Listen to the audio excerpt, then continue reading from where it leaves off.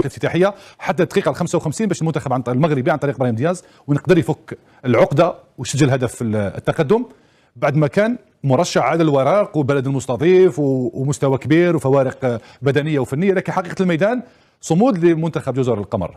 اليوم مع السودان سيناريو مشابه تقريبا، رغم ان السودان ممكن افضل تكتيكيا ممكن صحيح. وافضل بدنيا من جزر القمر. الفريق اللي يكون افضل منك بدنيا اتليتيك والقوه الجسمانيه تاع الفريق تاعو، عندك كما قلت لك فرق السرعه، عندنا لاعبين كامل تقنيين حنايا من وسط الميدان للمهاجمين.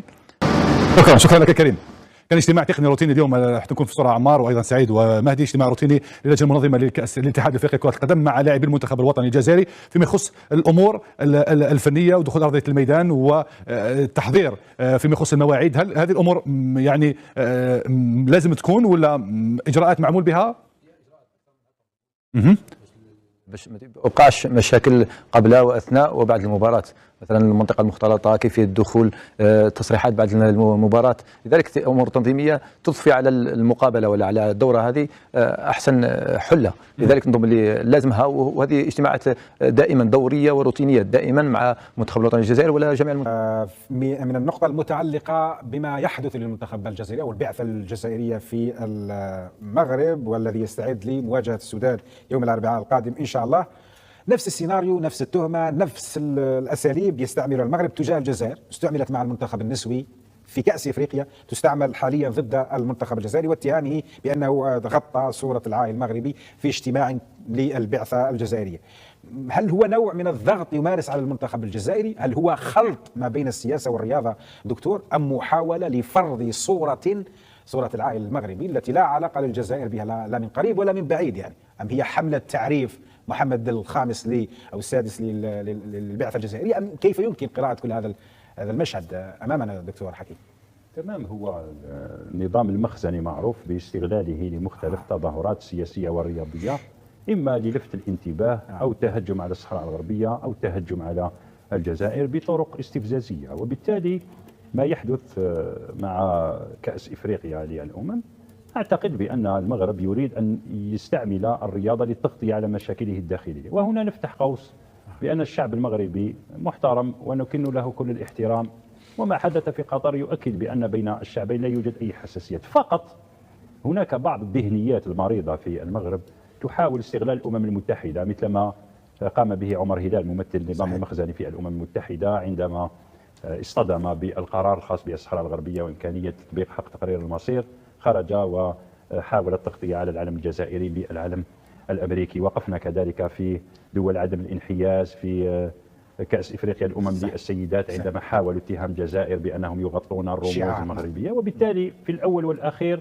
كأس إفريقيا للأمم ستمر، هي قضية أيام وأسابيع فقط. وبالتالي هذا النظام المخزني عليه أن يتوقف على إثارة هذه الحماقات، لأن البعثة هي بعثة رياضية مقيمة في فندق. إذا كان هناك اجتماع للمنتخب الوطني الجزائري فالاجتماع لا يخص المغاربة أو النظام المخزني، وبالتالي من الأحسن القاعة أن تكون قاعة عادية جدا مثل غرف تبديل الملابس، عندما تكون فيها الأمور عادية جدا وبديكور عادي جدا. وبالتالي هم يريدون أن يسوقوا لحب النظام المخزني بكل الطرق وعلى حساب كل الشعوب والدول.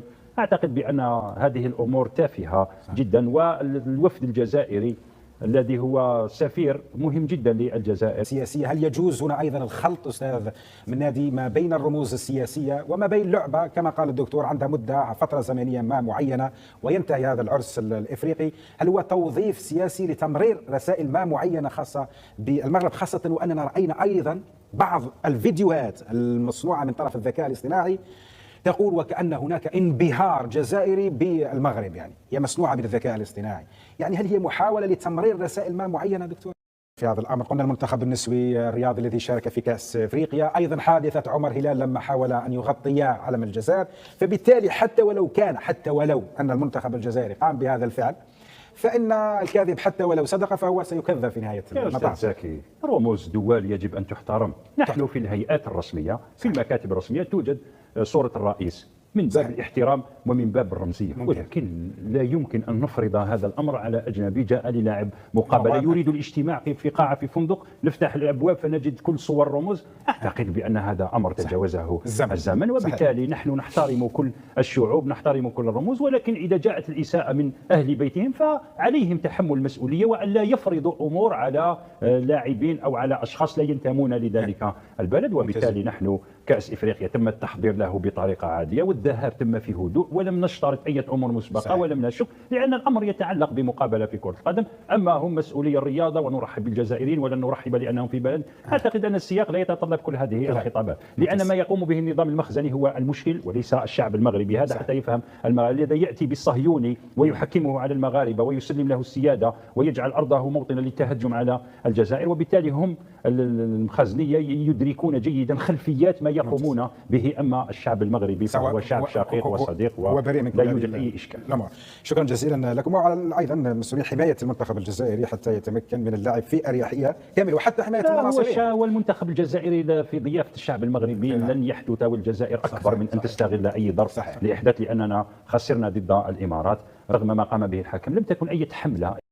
الانطلاقه يبدو بأن المغرب فايز في هذا التوقيت على جزر القمر بهدف دون مقابل. ابراهيم دياز سجل في الدقيقة 55. كان مصطفى معزوزي بنسخة جديدة ب 24 منتخبا، ست منتخبات عربية. يبدو بأننا نبحث عن الذهاب بعيدا في هذه النسخة.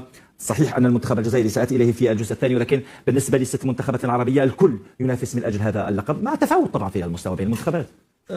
بسم الله على بركة الله. كما قلت انت، تنطلق طبعة ال 35 لكأس إفريقيا التي بدأت كما يعلم الجمهور الكريم في 1957.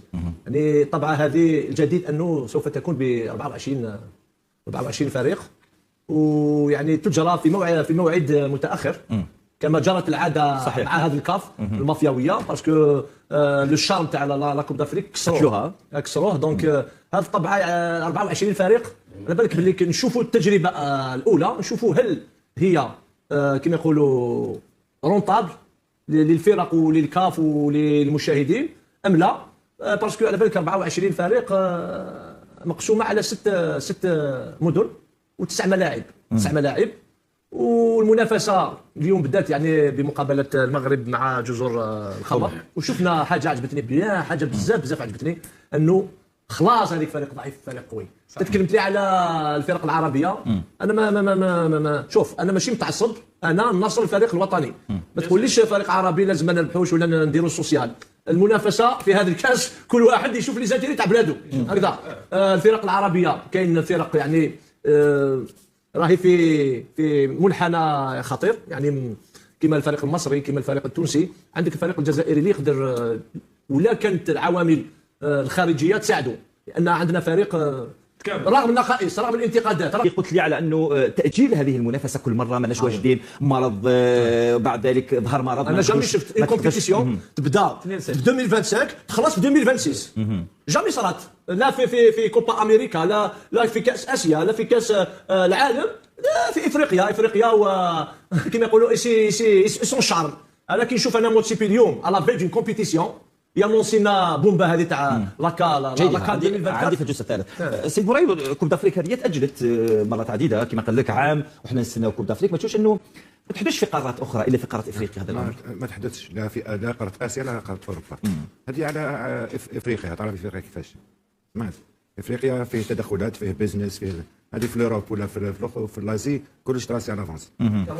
كالندري يمشيو ديريكت.